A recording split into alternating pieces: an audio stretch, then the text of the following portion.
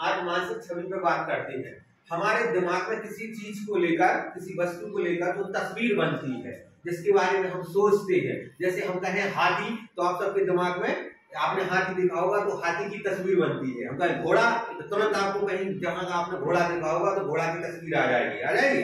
हम कहेंगे तालाब, तो आप जहां कहीं तालाब में नहाए होगे तो वहां तालाब की तस्वीर जो है आपको दिख जाएगी। तो ये मानसिक छवि बनती कैसे है? जैसी हमारी छवि बन जाएगी, यानी तस्वीर यहाँ बनेगी, वही हमारी बाहर आएगी। जैसा हम सोचेंगे वैसा हम बनेंगे। क्योंकि आपने देखा होगा, जैसे इधर देखो, जैसे मान लो ये खेत है, ठीक है, इसको खेत में अपन ने क्या कर दिया, बीज डाल दिया, ठीक है ना। खेत में क्या डाल दिया, बीज। अब जिस चीज का बीज होगा वही बाहर आएगा। ऐसा नहीं है कि हमने इसमें क्या कर दिया, गेहूं का बीज डाला तो मटर हो गया। कैसा होगा, नहीं होगा, गेहूं ही जमेगा। क्योंकि जो मटर नहीं जमेगी, क्या जमेगा, गेहूं। तो इसका मतलब ये तो आप समझ गए ना कि जो चीज जमीन के अंदर होगी वही जमकर बाहर निकलेगी, और जो विचार हमारे मस्तिष्क में होंगे वही चीज निकल के बाहर आएगी। चलिए समझ गए ना चीज। तो इसमें हम देखें कि मानसिक छवि बनती कैसे है। 4 चीजों पर बनती है। जैसे अपनी चारपाई है ना, खटिया, तो उस पर 4 पाई से बनती है अपनी इमेज। तो देखो कैसे, जैसे अगर 4 पाई से है तो खटिया पर आराम से लेट सका। अगर एक ही मचेवा गड़बड़ है, ठीक है, एक ही मचेवा गड़बड़ है तो फिर वो हमारी खाट कोई काम की नहीं। अगर एक मचेवा छोटा भी है तो अगर खाट एक करोगे तो उस पर लेटेंगे तो एक तरफ हो जाएंगे, यानी उस खाट का संतुलन नहीं रहेगा। ऐसा है हमारा जीवन। अगर हमारे मानसिक छवि जो हमें इमेज है, जो हम बनना चाहते हैं, वो 4 चीजों पर टिकी है। सबसे पहली चीज है बेटा आपकी आवृत्ति। आवृत्ति का मतलब है बार बार हम किस चीज के बारे में सोचते हैं, ठीक है, वो हमारे दिमाग में इमेज बनती है। अगर हम तुमसे बार बार कहें गधे, नालायक, फलाना ठिकाना, तो तुम सोचो यार हम गधा है, ठीक है, तो वो बार बार, ठीक है, तो ऐसा है आवृत्ति। दूसरा है बेटा स्पष्टता। क्या है, स्पष्टता, जिसे क्लियरिटी कहते हैं। क्लियर होना चाहिए, बिल्कुल स्पष्ट होनी चाहिए बात कि हाँ हमें क्या चाहिए, ठीक है ना। स्पष्ट चीज, जितना स्पष्ट बात होगी हमारी उतनी जो है मानसिक छवि साफ बनेगी। तीसरा है अवधि। अवधि का मतलब होता है समय। कितने समय तक हम अपने जो हम चाहते हैं उस लक्ष्य के प्रति अपने दिमाग में सोच रहे हैं। जितने ज्यादा समय तक हम दिमाग में सोचेंगे उतनी ही अपनी मजबूत मानसिक छवि बनेगी। वो कहते हैं जितनी मानसिक मजबूत छवि बनेगी, हम अपना जो लक्ष्य है उतने जल्दी पा लेंगे। जैसे जितना अच्छा बीज होगा जमीन के अंदर, उतनी ही बढ़िया शानदार फसल जमेगी। अगर बीज घुना होगा तो उतनी अच्छी फसल नहीं जमेगी, क्योंकि वो घुना भी थोड़ी जमता। जो साफ है ना, जिसमें कहते हैं कि जानदार बीज, ऐसी ही आप जितने समय तक आप अपने दिमाग के अंदर अच्छा विचार सोचेंगे तो वो आपकी मानसिक छवि उतनी अच्छी बनेगी। चौथी चीज है गहनता। ये बहुत महत्वपूर्ण है। गहनता का मतलब होता है फीलिंग्स। Very good. भावनाओं का मेल।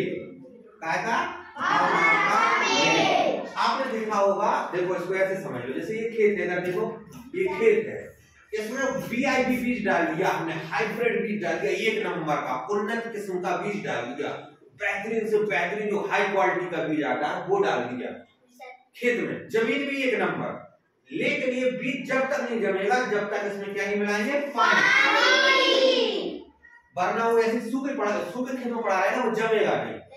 बीज भले ही बहुत अच्छा हो, वो नहीं जमेगा जब तक उस खेत में पानी ना हो। बिल्कुल वही चीज है, आपका विचार कितना भी अच्छा हो, कितना भी बड़ा हो, अगर आपने उसमें भावनाओं का मेल नहीं किया, आपकी फीलिंग्स नहीं मिला, तो वो विचार जो आपका है वो आपकी मानसिक छवि में नहीं बदल पाएगा, उसका दिमाग में चित्र नहीं बन पाएगा। तो ये चीज, ये बहुत कम लोग, अधिकतर ये 3 चीजें तो सब लोग करते हैं, लेकिन जो चौथी चीज है इसको हल्के में लेते हैं, जबकि यही जरूरी है।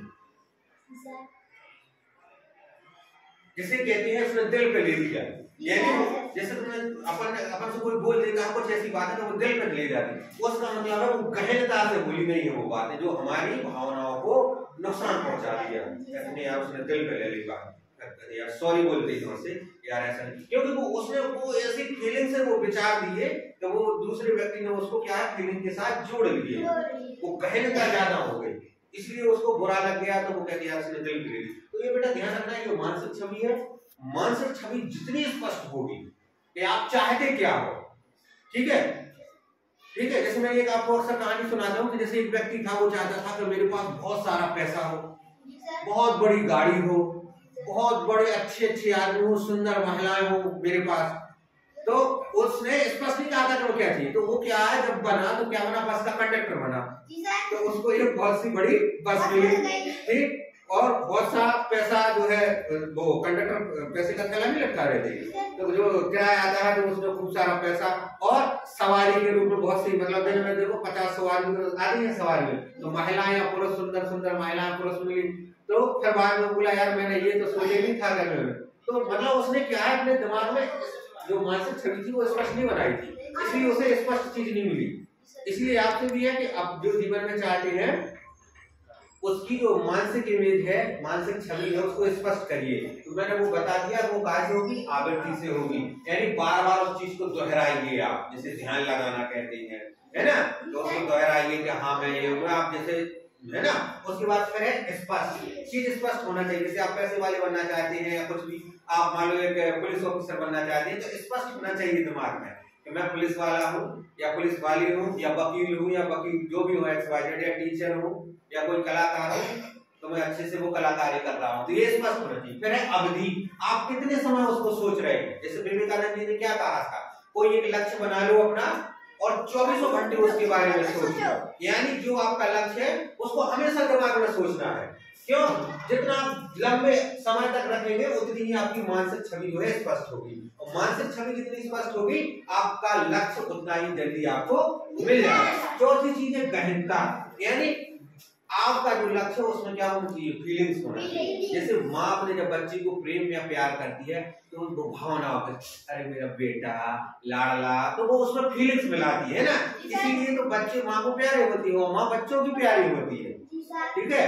और बाप थोड़ा क्या है, इमोशन के साथ बात नहीं करते हैं, वो थोड़ा तानाशाही में बात करते हैं, इसलिए अधिकतर माँ को दयालु प्रवृत्ति का कहा गया है और पिता को थोड़ा तेज प्रवृत्ति का कहा गया। क्यों, क्योंकि माँ क्या है, जो बच्चे का पालन पोषण करती है तो बड़े प्यार से, अरे मेरा राजा, अरे मेरी रानी वगैरह वगैरह, मतलब उसको इमोशन के साथ। तो बच्चा आपने देखा होगा, कोई लड़का हो लड़की हो, माँ को ज्यादा, मतलब माँ के साथ ज्यादा क्लोज होता है, क्योंकि माँ क्या है, भावनाओं के साथ बात करती है, और पिताजी थोड़े कहा है ये काम ऑर्डर वाली करते हैं। तो ये सारी चीजों से ये ध्यान रखना, ये चारों चीजें क्लियर है, जिससे मानसिक छवि बनेगी, और जितनी आपकी मानसिक छवि अच्छी होगी आपका जीवन उतना अच्छा होगा, आपको उतना लक्ष्य आपका जल्दी मिलेगा। आप सबका बहुत बहुत धन्यवाद, थैंक यू।